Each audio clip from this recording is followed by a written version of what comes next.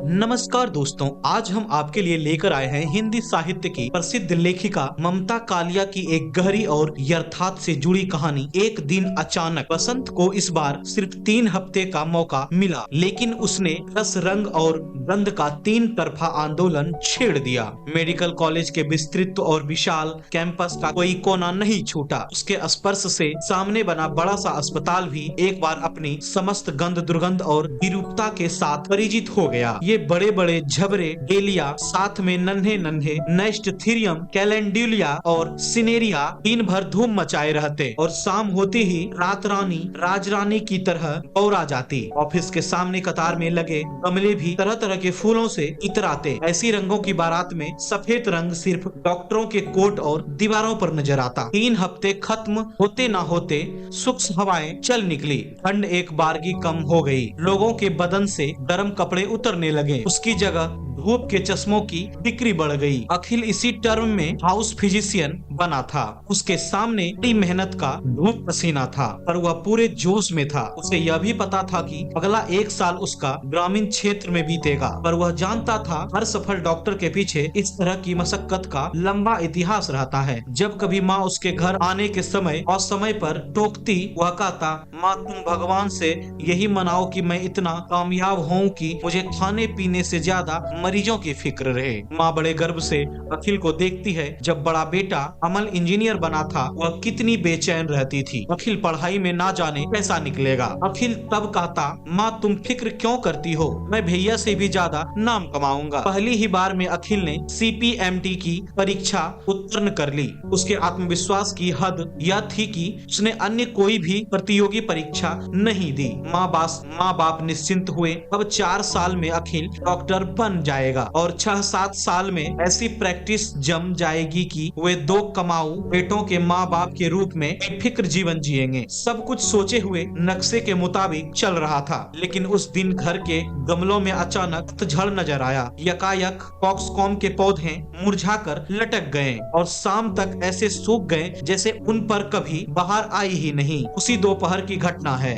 अखिल 24 घंटे की ड्यूटी कर अस्पताल से आ रहा था कि आनंद भवन के सामने सड़क क्रॉस करते एक बच्चे को बचाने की खातिर उसने अपने स्कूटर को ब्रेक लगाया। तभी पीछे से आ रही जीप ने स्कूटर में ठोकर मारी। बच्चा तो बच निकला, पर अखिल धक्का खाकर आगे को गिरा। अगल बगल कुछ पोस्टरों की दुकानें थी। अब दुकानदारों ने उसे गिरता देखा, पर यही समझा कि कुछ देर में स्वयं उठकर कपड़े झाड़ेगा और चला जाएगा। या तो जब उसे पड़े हुए 2-4 मिनट हो गए, यहाँ मौजूद लोगों ने शोर मचाया, स्कूटर वाला मर गया, कोई है इसे उठाएं। दुकानदार इतना तो पहचानते थे कि यह नौजवान डॉक्टर रोज सुबह शाम यहाँ से गुजरता है, पर उन्हें उसका नाम, पता, ठिकाने का कोई इल्म नहीं था। कुछ मिनटों के उहापोह के बाद ये उसे सामने के एक नर्सिंग होम में डाल आए। जेब की तलाशी लेने पर जो कागज बरामद हुए, उनके आधार पर उसके घर खबर भेजी गई। पहले 2 दिन माता पिता ने डॉक्टरों के आश्वासनों पर बिताए। उसके बाद शहर के इलाज से उनका जी उखड़ गया।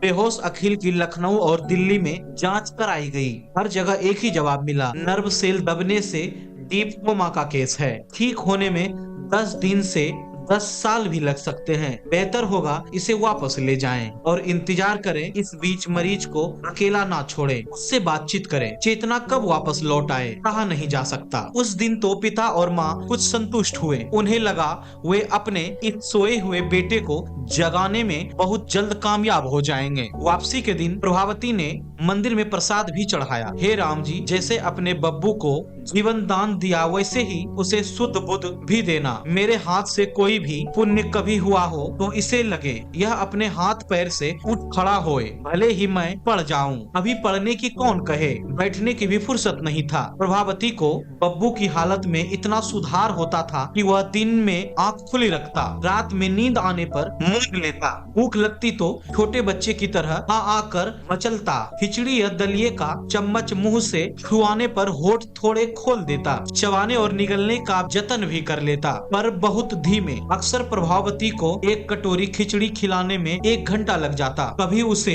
लगता बब्बू एक बार फिर 1.5 साल का बच्चा बन गया है, जिसका हर काम उसे करना है। लेकिन सुबह जब वह उसके चेहरे पर बेतरतीब उगी सेब देखती, उसका स्वप्न टूट जाता। बेटे को बेड पैन देने, सेब करने और स्वच्छ करने का काम जय कृष्ण जी ने संभाल लिया था। उसका बिस्तर बदलना, उसे करवट दिलाना और पीठ कमर में पाउडर मलना पिता के हिस्से के काम थे। ये सब वे बड़े नियम और एकाग्रता से करते। लेकिन 25 साल के बेटे की देह का वजन 57 साल के पिता से कई बार संभल ना पाता। ऐसे में माँ बाप दोनों मिलकर हाँफते हुए उसके नीचे से मैली चादर निकालते और साफ चादर बिछाते। परिवार के लोग शुरू में नियमित आकर बेटे का हाल पूछते, लेकिन जब यथा स्थिति को 1 साल गुजर गया तो बेटे के दीदी बाबा, चाची चाचा सबका आना कम हो गया। जय कृष्ण और प्रभावती कहीं निकल नहीं पाते। छोटी बहन के बेटे का विवाह हुआ तो प्रीति भोज में वे दोनों एक एक कर गए। आखिर अखिल को अकेले कैसे छोड़ जाए। अखिल के साथ डॉक्टर कभी कभी वक्त मिलने पर आते। वह दिन घर में चहल पहल का होता। जय कृष्ण आवाज लगाते, सुनती हो, आज शुक्रवार है, बब्बू के दोस्त आएंगे। प्रभावती उमंग से रसोई में लगी रहती। उसे पता था अखिल की अपने दोस्तों से कितना लगाव था। वह ढेरों मठरियां और लड्डू बनाती। कई बार डॉक्टर संदीप, डॉक्टर विजय और आरती कहते, आज तो अखिल के चेहरे पर बड़ी रौनक है, लगता है बस अभी खड़ा हो जाएगा। माँ बाप को लगता इन दोस्तों का मुंह मोतीचूर से भर दें। खास तौर पर आरती का आना तो उन्हें नव जीवन दे जाता। पढ़ाई के दिनों से ही अखिल और आरती की दोस्ती का उन्हें अंदाजा था। वे मन ही मन यह मान चुके थे कि आरती एक दिन उनके घर की बहू बन सकती। आरती जो कहती उसमें वो आस्था और भविष्य देखते। लेकिन साल बीतते ना बीतते दोस्तों का आना कम हो गया। अब वे ग्रुप में ना आकर अकेले अकेले और थोड़ी देर में ही उठ जाते। एक दिन आरती की शादी का कार्ड डॉक्टर संदीप ने उन्हें थमाया तो वे ठगे से रह गए। उस दिन उनसे खाना नहीं खाया गया। अंततः जय कृष्ण बोले, शायद यह ठीक ही हुआ, कोई कब तक राह देख सकता है, किसी की बब्बू लंबी नींद में है। सावित्री को अपनी तपस्या का फल साल भर बाद मिल गया था। प्रभावती ने गहरी सांस लेकर कहा, नहीं तो जाने सतवान की कौन गत होती। सबसे लंबी तपस्या तो तुम्हारी है प्रभा, जय कृष्ण ने कहा। कई बार जय कृष्ण थके मांदे घर लौटते तो देखते बब्बू ने बिस्तर गीला कर दिया है। प्रभावती गीले हिस्से पर तौलिया बिछाकर उनके इंतजार में रहती कि वे आए तो चादर बदलने में सहारा दे। तब बेटे की लाचारी और अपनी जिंदगी के कठिन कर्तव्य के प्रति जय कृष्ण में अपार कातरता और आत्मदया पैदा हो जाती। वे कह उठते, भगवान उठा ले मुझे, अब और नहीं झेला जाता। प्रभावती गीले कपड़े बटोर कर कहती, सोच समझ कर बोला करो, तुम्हें या मुझे कुछ हो जाए तो बब्बू किसके सहारे जिएगा, क्या पता यह कल उठ बैठे। सांस से आस है, आस से सांस। वह घंटों कपड़े धोती और दिन में कई बार बेटे के कमरे में पोछा फेरती। खिल के कमरे को देखकर कोई कह नहीं सकता था कि यह रोगी कक्ष है। अंदर के कमरों में चीजें बेतरतीब पड़ी रहती, रसोई में बर्तन लुढ़के रहते, लेकिन खिल का कमरा चमचमाता रहता। जय कृष्ण सुबह स्नान से पहले बेटे के कमरे की एक एक चीज झाड़ते, पोंछते और यथा स्थान रखते। इन्हें लगता पहले की तरह कभी भी बोल पड़ेगा, पापा चीजें बिखरने की आपकी बहुत गंदी आदत है। अब तो वे बेटे की डांट सुनने को तरस गए थे। पहले कई बार पिता पुत्र में नोक झोंक होती थी, माँ बेटे में भी। खिल के दिमाग में सफाई का भूत था। उसे अपने मोहल्ले का जर्जरा प्रदूषित नजर आता, लेकिन माता पिता की मकान छोड़ने का विचार भी गवारा नहीं करते। छोटी छोटी बातों पर बहस हो जाती। माँ तुम हरी धनिया धोने के बाद काटा करो, काटने के बाद धोने से उसके तत्व खत्म हो जाते हैं। माँ हाथ धोकर पल्ले से ना पोछा करो, रसोई में टॉवेल रखो। पापा गली से खुली जलेबी मत लाया करो। पापा मुंह ढक कर क्यों सोते हो। अब जब छोटी छोटी बातों पर टूकने वाला बेटा मौन शैयाग्रस्त था, जय कृष्ण और प्रभावती ने अपनी मनमानी छोड़ उन सब बातों पर अमल करना शुरू कर दिया था। इस साल दिसंबर के आखिरी हफ्ते में जय कृष्ण रिटायर होने वाले थे। 31 दिसंबर को एक सादे समारोह में उन्हें दफ्तर के साथियों ने भावभीनी विदाई दी और स्मृति चिन्ह के रूप में एक व्हील चेयर तिवारी ने उपहार देते हुए कहा, यह व्हील चेयर आपके लिए नहीं है, ईश्वर करे आप बहुत दिनों तक तक अपने पैरों पर खड़े रहें, पर शायद यह सामान आपकी परिवार का बोझ ढोने लायक बनाए। जय कृष्ण का चेहरा आंसू आंसू हो आया। इसी तरह उन्होंने अपनी विहलता पर काबू पाया। साथियों ने कहा, आपकी सहृदयता मेरी संचित निधि रहेगी। यह उपहार फुर्सत से कभी भिजवा दें। परिवार का बोझ सहने का मैं अभ्यस्त हो चला हूँ। ईश्वर से प्रार्थना है कि मेरे जैसा कठिन भविष्य किसी को ना मिले। माली, चौकीदार, चपरासी सब ने उन्हें प्रणाम किया और गेट तक छोड़ने आए। घर पहुँचते पहुँचते जय कृष्ण थक कर चूर हो गए। प्रभावती ने उनके हाथ से ऑफिस का थैला लिया, अपने आंचल से उनका ललाट पोंछा और कहा, आप थोड़ी देर आराम कर लो, बहुत काम कर लिया जीवन भर। बब्बू कैसा है? सो रहा है। तुम्हारे लिए हलवा बनाया था, उसने थोड़ा सा खिलाया, खुशी से खाया। सच? मेरी धोती खींचकर और भी मांगा। सच्ची? बिल्कुल सच्ची। जय कृष्ण के मन में उम्मीद जगी कि बब्बू ठीक हो रहा है। आखिर को खिलाने के बाद प्रभावती उठी तो उनकी धोती का एक सिरा बब्बू के हाथ के नीचे दब गया। इसी से उन्हें लगा कि उनका आंचल खींच रहा है। ऐसी छोटी छोटी उम्मीदों से वे दोनों जीवन पाते थे। अमल ने घर पर फोन किया, पापा अब दफ्तर का चक्कर नहीं रहा, अखिल को किसी अस्पताल में भर्ती कर आप और मम्मी मेरे पास आकर रहो। 2-4 महीने में फ्रेश हो जाओ तो वापस चले जाना। इतने वर्षों में आप एक बार भी मेरे घर नहीं आए। जय कृष्ण ने कहा, यह तू क्या कह रहा है अमल? अस्पताल में जीते जागते मरीजों की प्रगति हो जाती है, अखिल की कौन कहे। मैंने सुना है कोमा के मरीजों का तो यहाँ बहुत बुरा हाल होता है। डॉक्टर अपने सारे एक्सपेरिमेंट उन पर करते हैं, पर आप अपनी भी तो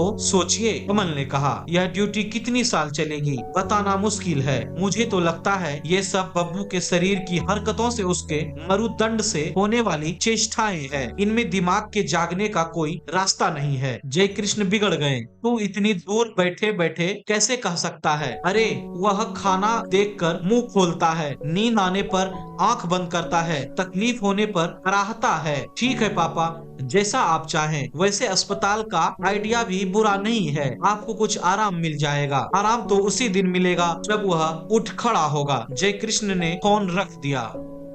ऐसा नहीं कि अस्पताल में अखिल की भर्ती के बारे में उन्होंने सोचा नहीं था। खुद अखिल के डॉक्टर दोस्तों ने शुरू में यह सलाह दी थी, पर उनके दादा और पड़ोस के लोगों की राय दूसरी थी। तिवारी ने किसी का किस्सा बताया कि कैसे बम्बई में एक कोमा पेशेंट का गुर्दा निकालकर किसी और के गला किसी और को लगा दिया गया था। पड़ोस के शैलेश गुप्ता की मां 16 दिन कोमा में रहकर चल बसी थी। उसका अनुभव भी यही था कि कोमा के मरीजों को अस्पताल में कबाड़े के सिवाय कुछ नहीं समझा जाता। इन सब बातों से उन्होंने अस्पताल का विचार एकदम त्याग दिया था। जल्द ही घर का नया रूटीन बन गया। सवेरे उठकर टहलने जाना, बाद में दूध लेते हुए लौटना, अखबार पढ़ना, चाय पीना, फिर अखिल की देखभाल में जुट जाना। अखिल उन दिनों के जीवन में संतान से ज्यादा भगवान होता जा रहा था। वह अपने बिस्तर पर निश्चल निद्रा में निमग्न रहता, पर माता पिता घर के हर काम में उसकी राय और इजाजत लेते रहते। वे अपनी हर गतिविधियों से उसे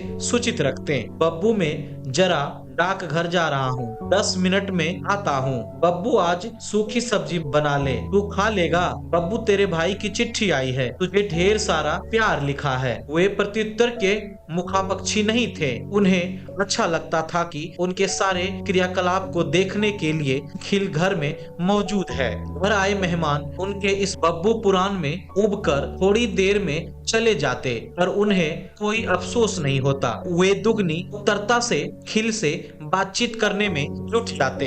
इस बार डॉक्टर ने अखिल की जांच कर हताशा में सिर हिला दिया। इनकी हालत में कोई बदलाव नजर नहीं आता। आंख के हाथ के रिफ्लेक्स मूवमेंट है। यह बताइए, ये आप दोनों में से किसी को पहचानते हैं? हम कैसे? डॉक्टर साहब, जब हम कमरे में जाते हैं यह बिटर बिटर देखता रहता है, कभी माँ या पापा जैसे कोई शब्द नहीं। प्रभावती को रोना आ गया। आंसू के बाद निकला आक्रोश। इतने दिनों से आप इंजेक्शन लगा रहे हो, दवा खिलाते हो, आप बताइए यह कब बोलेगा?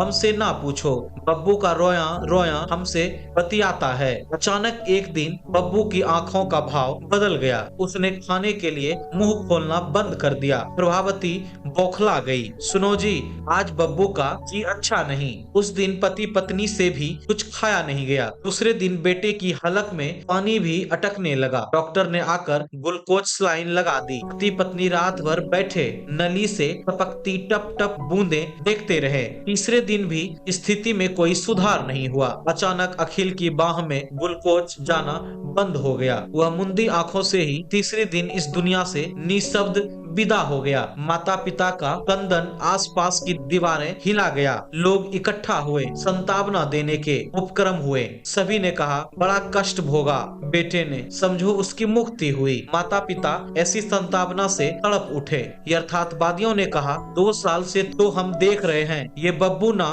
मरे में ना जिए मैं। आप दोनों को भी बड़ा बंधन रहा, सबको आजाद कर गया वह। राजकृष्ण और प्रभावती ने आग्नेय दृष्टि से लोगों को देखा। यह मौका नहीं था जवाब तलब का। शाम तक अमल भी आ गया। उसी के इंतजार में अंत्येष्टि का कार्य रोका हुआ था। शास्त्रानुसार सूर्यास्त के पश्चात दाह संस्कार नहीं होता, पर अमल समेत सभी संबंधियों ने कहा, विशेष परिस्थितियों में हर नियम का अपवाद भी होता है। बब्बू पहले ही बहुत झेल चुका है, अब उसे सदृत मिल जाए। अमल ने कहा, माँ अखिल ने पूरे 2.5 साल होगा नरक। अरे नहीं, अभी कल ही तो पड़ा था बिस्तर में। सन 16 में डॉक्टरी पढ़कर हॉस्पिटल में लगा था। अगस्त में चोट लगी और अब यह 98 आ गया। पूरे 2.5 साल में तो लगे हमने 4 दिन सेवा की।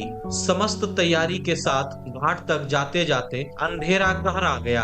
अंधेर का लाभ उठाकर कई लोग बीच में ही वापस चले गए। जय कृष्ण सब कुछ खत्म होने के बाद भी वहीं बालू में सिर झुकाए बैठे रहे। अमल ने पास आकर कहा, पापा मुझे चक्कर आ रहा है, मैं घर जाऊं या आप चलोगे? जय कृष्ण जैसे नींद से जागे घर पहुंचने पर वह बेटे के लंबे चौड़े कद के पीछे ऐसे दुबक गए जैसे कोई जघन्य अपराध करके लौटे हैं। प्रभावती विलाप कर उठी, हाय घर कैसा खाली खाली लग रहा है, अब हम कैसे जिएंगे? अमल के मुंह से निकला, वह था तब भी तो चैन नहीं था।